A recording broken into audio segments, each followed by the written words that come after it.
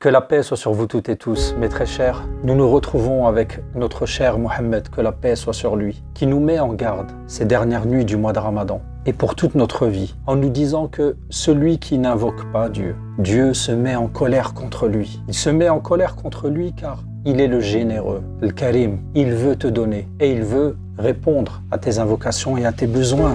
Et un bédouin est venu voir le messager de la paix, que le salut soit sur lui, et lui demande: ô messager de Dieu, Dieu est-il proche de nous? À ce moment-là, nous devons nous entretenir en tête à tête avec lui, de manière intime, ou Dieu est-il loin de nous? Et à ce moment-là, nous devons l'appeler. Et Dieu, dans sa miséricorde, fait descendre une révélation. وَإِذَا سَأَلَكَ عِبَادِي عَنِّي فَإِنِّي قَرِيبٌ أُجِيبُ دَعْوَةَ الدَّاعِ إِذَا دَعَانِ. Et si mes serviteurs te questionnent à mon sujet, je suis proche. Je réponds à l'appel de celui qui m'invoque, de celui qui me prie lorsqu'il m'appelle. Dieu est proche de toi.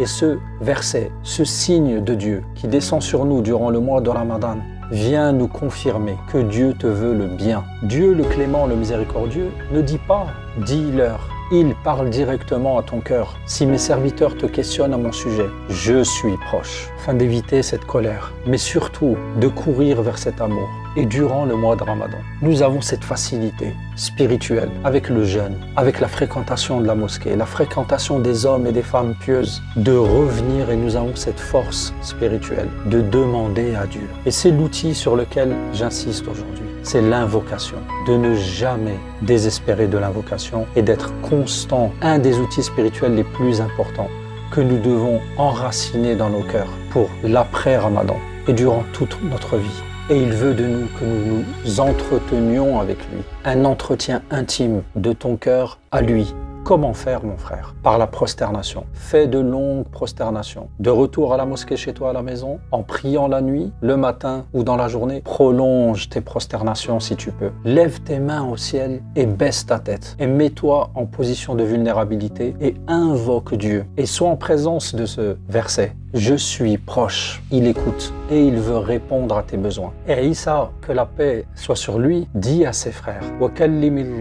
كَثِيرًا وَكَلِّمِ النَّاسَ قَلِيلًا. Parle avec Dieu abondamment et parle avec les gens très peu, surtout à la fin du Ramadan. Et Dieu, pour t'encourager encore plus, te dit: invoquez-moi et je vous répondrai. Ud'uni astajib lakum. Il ne suffit pas de demander une fois après chaque prière. Il faut approfondir l'application de cet outil. Et durant ces dernières nuits de Ramadan, le messager de la paix nous oriente vers cette invocation. Allahumma innaka afoun tuhibbul afwa fa'fu anna. Oh mon Dieu, tu es pardonneur et tu aimes le pardon. Donc pardonne-nous. Mais là, l'afou, c'est beaucoup plus que le pardon. Dieu te pardonne, mais en plus, il efface tes péchés. Il les efface complètement. D'entrer dans une nouvelle étape spirituelle qui est celle de s'entretenir de manière intime avec Dieu. Dans ta prosternation, le messager de la paix nous dit que chacun et chacune d'entre nous est le plus proche lorsqu'il est en état de prosternation. Et lorsque nous sommes en état de prosternation, nous sommes vulnérables. Il se met dans une posture physique vulnérable, de pauvreté, de faiblesse. Tu as ton front à terre, tu es en position de fœtus, sans aucune force et sans aucune puissance, et tu demandes de lui la lumière, tu demandes de lui la force, tu demandes de lui la puissance. Et mes très chers, lorsque Dieu nous facilite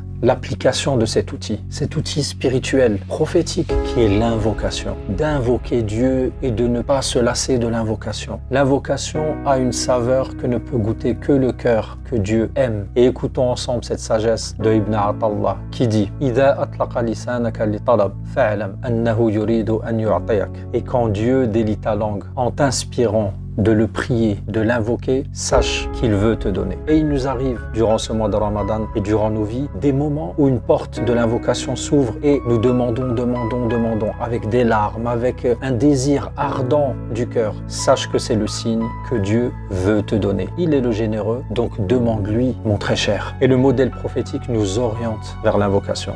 Relisons et méditons ensemble la vie du messager de la paix, que le salut soit sur lui. Il prolongeait ses prosternations au point que les personnes qui le voyaient pensaient qu'il était mort. Mais il était en relation directe avec Dieu, en prosternation pour l'invoquer, pour discuter de manière intime avec Dieu. Et je termine avec ces orientations prophétiques. Commençons nos invocations par la prière sur le messager de la paix. Et tu termines ton invocation avec la prière sur le messager de la paix. Et entre les deux, invoque Dieu pour toi, invoque Dieu pour tes proches, pour tes parents qui sont ton défunt, qui sont retournés à Dieu ou qui sont encore présents, qui ont besoin de cette aide spirituelle, de ce cadeau spirituel. Invoque Dieu pour tes frères et tes sœurs. Et l'imam Ahmad dit au fils de l'imam Shafi'i, ton père fait partie des 6 personnes pour lesquelles j'invoque Dieu. Et je vous dis à très bientôt, que la paix vous accompagne.